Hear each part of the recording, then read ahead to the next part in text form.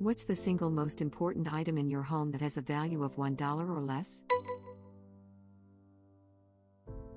A ratty teddy bear passed down from my, much older, brothers to me. It is the only item I have that survived my insane childhood. Sounds like he makes a great bear loom. My collection of old dog tags, literally dogs. I have all my 4-legged dog tags since I was 9, I'm 54 now. I have it in my will to be buried with these. Adding to the list of things I wish I had done.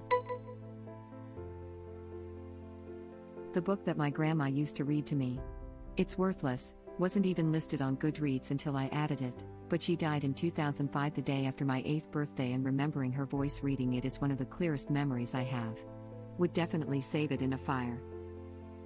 What book is it? Cat Crusoe by Mark Burgess, about a sophisticated cat that is shipwrecked and meets a band of giant pirate mice. Laughing my butt off. Wait. I swear I have this book, no way. It was one of my favorite books as a kid and nobody else had heard of it. I'm so glad to hear someone else loved it, or has even heard of it, as well. Yes. Reddit didn't let me down. I thought, if I know Reddit, someone else will know this book. A best brother in the world pin from my brother who passed away. He gave it to me when he was 6. Edit. Thanks everyone, it means a lot. It was a few years ago and I've made peace. I hope he's happy. For all you still suffering, I hope you get through it. It gets better. That's very sweet and heartwarming, and I am very sorry for your loss. Speaking of brother, I have kept the loop bands that my youngest brother gave to me 6 years ago. He was just 10 when he made it, just a mediocre rubber band bracelet that I brought with me to study and live abroad. I kept it together with his favorite shirt that he also sneakily tucked in my luggage. Edit, a word. My son found a rock on the way home from school in kindergarten. We were walking home through this park we always cut through, and he grabbed the rock and fell in love with it. It just looked like mud to me, but who cares, he loved it. When we got home, I helped him wash it off in the sink and it was black and kind of bluish. He said it was awesome and then gave it to me. It's one of my most precious things in the world to me. Aw, that's adorable. My stepdaughter loved gifting me rocks. I've kept quite a few. One of my favorites is a rose quartz she actually found on a hike in the mountains. It looked like a regular rock, but after we cleaned it up, I noticed it looked like quartz. I asked my friend, who collects minerals, and she told us what it was. I thought that was just absolutely amazing. One time, about 5 years into our relationship, my girlfriend, now wife, and I were in separate rooms in our one-bedroom apartment in early December. From the other room, she hollered to me, "What do you want for Christmas?" I had been working full-time, taking part-time university classes to finish my degree, and had been volunteering as part of a youth mentor program. So I said, all I really want is a break. 3 weeks later, I'm unwrapping a very heavy shoebox. After getting through the mountain of duct tape and several layers of wrapping paper, I had my very own brick. "I really didn't understand what you wanted it for," she said, "but you sounded so sure of it. So here you go." Cue about 10 minutes of laughs, and now that brick sits proudly on my desk. Every time I am overwhelmed or feeling like I've taken on too much, I look at it, pick it up, have a little laugh, and put it back so I can carry on. Best gift ever. That's an incredibly sweet story. Thanks for sharing. Where are you from, Ireland? What is your dialect/accent? I'm Canadian. Lucky you didn't ask for a boat. Unwraps Doc Martens in confusion. Handwritten letters from my grandmother who passed away a few years ago. While it is sad to see her handwriting get progressively worse for each letter at the end, it is nice to have something that was that close to her. I have them stored in a small box and it always goes into our evacuation bag during fire season. Evacuation bag during fire season, man, it's crazy some of the stuff I take for granted. I guess it makes sense, but I'd never have thought something like that would exist if you hadn't said. Buddy, you said it. I didn't think about it either, but I moved to the West Coast about a year ago just in time for almost the worst fire season in recorded history. You bet your ass we now have a bug-out bag with important documents and supplies. It's scary stuff, packing up what you can carry in your car while ash falls from the sky and you watch the fires creep closer. Some sleepless nights not knowing when the evacuation order is going to come. Then the discouraging realization that there isn't really anywhere to go, and that federal aid wasn't coming. My BF and I just moved to SoCal and kept talking about making a fire plan and never did.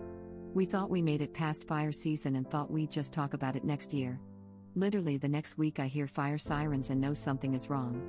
Get evacuated 20 minutes later when he is at work. Packing in such a hurry and all the adrenaline was honestly scary, and trying to figure out what I would want if I could never come back home. I was shaking all the way until we were able to pull over and park later and take a deep breath. Luckily we were able to return in 2 days. I ignored the advice, but if you're in a fire zone, please pack a fire bag. I got this complimentary little webcam cover that slides back and forth over the camera lens on my laptop. It saved me from making a fool of myself on Zoom many times now. I got this goodie bag for participating in this one event. And it had a webcam cover in it. Now every day I thank this little guy for helping me during online classes or just for helping me to keep the privacy. FYI, most Targets have them in the bullseye section for $1. Enjoy. I use a Postit to cover it, lol. Pro tip: if you hole punch the sticky part of a Postit, you get a neat little sticky circle that doesn't flap everywhere or fall off. I have a $1 bill saved and put away in a drawer. The significance behind it is it was my last dollar before I decided to stop gambling and doing hard drugs. I had to stop cold turkey. I was so effing done being a half human, or an empty shell. At first it was just $1 that sat in my center console in my car. I would look at it and be reminded what I was doing. I've been sober for well over a year now. I feel like that $1 is special. I know in Narcotics Anonymous they get something saying how long they've been sober or whatever. That $1 is my token. My token for fighting a silent battle that I cannot share with people, otherwise I could lose my job. When I was 4 or 5, the last time I ever saw my great-grandmother, she gave me a $1 bill and said, "As long as you keep this $1, you'll never be broke." I spent it the next day on some candy. That may be my biggest regret. Hey you, that's a beautiful story and you sound like a loving great-grandchild.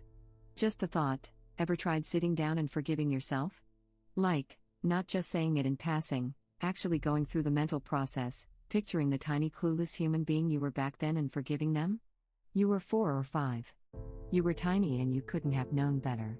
Your great-grandma loved you, gave your little adorable self $1, and I may not know her, but I'm pretty sure that as any loving great-grandma, she probably would have shook her head smiling widely seeing you spend that $1 the very next day on some candy and stuffing your rosy cheeks with some candy that made you happy. She knew you would. If you gave a 4-year-old $1 with some wisdom on top, would you expect them to keep it forever? Of course not. Gentleness was exchanged. Memories were made. Could you even be mad at that cute little thing that you were, seeing yourself through Gron's eyes? It's all fine. It's in fact absolutely beautiful. I know when you say that it's your biggest regret, you probably aren't waking up in sweat and horror every night thinking about this and all, and it may be a bit of a hyperbole. Sure, you're fine. But honestly, I hope you can genuinely forgive your little self, because you deserve it. I sometimes find little actions like that and putting myself in the shoes of my childhood self profoundly helpful and quite lovely. We carry a bunch of weight with us which doesn't serve us, it adds up. It's nice to offload some weight sometimes. Take care over there. I have an old kitchen knife that's probably worth like 25 cents. But through some mysterious power of the universe it cuts better than any knife I've ever used. Meats. Veggies. Bread. Cheese. It doesn't matter. This thing glides through it all with ease and has never been sharpened. Easily my most important kitchen item. Edit. The branding on the blade says Sears Flame Freeze, vanadium stainless, which I never bothered to check until someone asked. If you can find one, get it. I swear by this bad Larry. Web link. Take a picture of the knife, there's probably some Reddit detective that can tell you where it's from. But that would destroy its power. Nah. Its power is actually already picture-based. There's a painting of it in some attic somewhere that has all the chips, scratches, and dullness that it should acquire, and if the knife ever looks upon it, all that damage will transfer to it. Except knives don't have eyes or the capacity for sight due to being inanimate objects, so the whole thing just kind of goes on in perpetuity. The portrait of Dorian Gray's cutlery.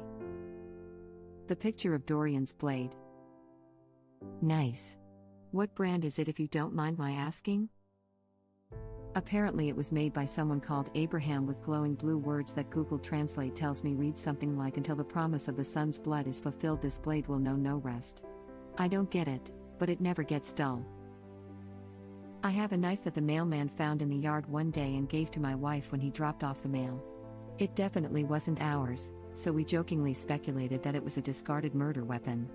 However, it's super sharp and solid steel, so it's my go-to when cutting chicken because I can just toss it in the dishwasher, and it's miraculously never lost its edge doing that, something I'd never do with my good chef's knives. What kind of cavalier maniac acquires a mailman mystery knife, possible crackhead tool/murder weapon, casually found in their garden, without explanation, and just swings it into rotation for domestic food prep? I am both in awe and horrified by you, sir. Yay, it may have stabbed a woman's chest 27 times, but goddamn it if it can't fillet a chicken. Good for slicing breasts of all kinds. Dad's straw, gardening hat. It's torn and worn. But he died 2 years ago and it reminds me of him when I wear it. My dad used to make these wire puzzle/toys. I have the wire, and I can make more of them. But the ones he made are priceless. Gang crap, my great-grandma always made these for us when we were kids. I couldn't make one, but I run across one here and there and it always makes me smile. I have my grandfather's gardening gloves. He passed away in 2005 and they were old and worn out then. They're not only the most important item worth under $1 in my house, they're one of the most important items, period. A single Post-it note folded into a paper airplane with the words, "Will you be my boyfriend?" and 2 checkboxes labeled yes and yes. He's my husband now. I have a fortune cookie note in my wallet that says you and your spouse will have a happy life together. It was our second date.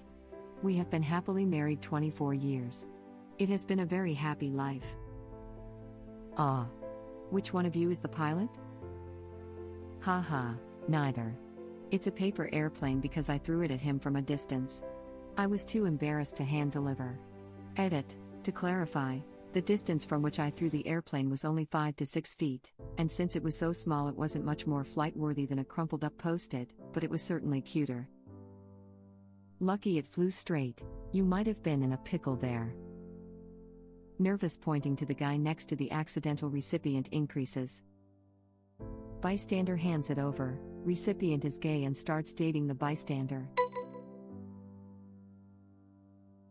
The Donovan. It's a $1 bill with a picture of ex-UF basketball coach Billy Donovan taped over the president. It was a single dollar a friend and I would pass back and forth that we would bet on different things. It's a trophy we have passed back and forth over the last 20 years. It's an item that has kept us in touch. The fact that you have misspelled Donovan twice makes me think you really believe he's called Donovan, and I just had to point that out for my own peace of mind. P.S. Love the story behind it, by the way.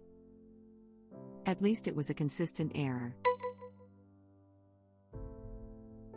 I have a heart-shaped rock that is about the size of a quarter. My son gave it to me when he was 3 and told me to keep it forever. I have it in my back pocket daily. Don't sit on many hard surfaces, I take it? It's pretty flat. The rock, that is. Not very noticeable even when I do. Confirmed Utayovmanad has an absolute wagon, Reddit link. A tiny paper crane a Japanese grandmother gave me when I was in Osaka at a museum. She worked there and was waiting for tourists to come play an educational board game with her. She got no interest, obviously. I reluctantly sat down and played after she caught me on my own with a smile and a beckoning wave. Even though we couldn't speak each other's language and I kept messing up, she was so kind to me. So happy that I sat with her. She made me deal with my impatience and sit with the distress I was feeling that day by slowing me down and making me do something plain and simple. When we were done, she gave me a tiny paper crane from the pile she had made to give to all the tourists that should have sat with her and didn't. It made me really sad. And really happy I'd met her. And I hope she's doing well. This is why I'd also sit with the old people that ran the theme stations at the Denver Museum of Nature and Science. I was there once a week for a while, and sometimes I'd hit every single station so the 80-plus-year-old person there would have someone to talk to. I'm already looking forward to being an old docent at a museum and talking to people like you. I'm in my mid-40s and have always loved talking to older people. I had a friend that was in World War II, U.S. Army, and he had the best stories and a ton of Nazi stuff that he took from soldiers he killed. Dude was a straight-up badass airborne ranger that was part of the Alsace death camp liberation. Met the guy while working in the mall, just a lonely man walking around talking to young people. Good for you. I'm an old lady and people just kind of pass me by, their eyes do a quick skim over, I can see the wheels turning, with no idea of the deep well of interesting stories I could share. I always want to say, you'll be old someday too. Their loss. I'm happy alone. What a lovely story. I'm glad you sat with her that day and that her memory lives on in that little paper crane. So this is a fascinating example, in practice, of the Japanese concept of negative space, the gap, the pause. It's where you just stop. Doing lots of busy things in your day, getting from A to B nonstop? Take just 5 minutes. Buy an ice cream. Sit in the sun. Enjoy it. Life got you stressed? Stop and pet your cat. They need more love, and don't understand why you pet your phone more than them. Take the time. Sit with a little old lady. There's little moments in life that will add contrast to the noise, and without them, it just becomes static, a blur with no distinction. You'll miss out on both if you neglect one. As someone who is scrolling her phone while her 2 cats are in the room with her, this line "stop and pet your cat." They need more love, and don't understand why you pet your phone more than them. Really got me. I love making them. Usually, when I take the bus and I'm about to reach my station, I make one and leave it on a seat hoping for someone to notice it and take it, instead of sitting on it, or I rather put it somewhere outside the bus. I may be going to Osaka in the future. I really like to find out-of-the-way cultural sites to visit. What is the name/location of this museum? Maybe I'll visit. One specific screw, it has emotional significance. During our first official date with my GF, I got a flat tire because of that random screw. I had never changed a tire before in my life and I was afraid I'd make a fool of myself in front of her, but it all worked out well and she was super impressed. Next day, when I took my car to the shop to patch the hole, I asked them to return me the screw just for the happy memory. That's really touching. I imagine a screw would be pretty easy to lose. Have you considered using it to hang a small picture of the 2 of you so that you'd always know where it was? That's a great idea, cheers. Thank you for watching. If you like our videos, please like them on YouTube. And share them with your friends. Please subscribe to be the first to know about Red Rabbit Reader's new videos. We welcome your comments below. Another of our videos will begin shortly.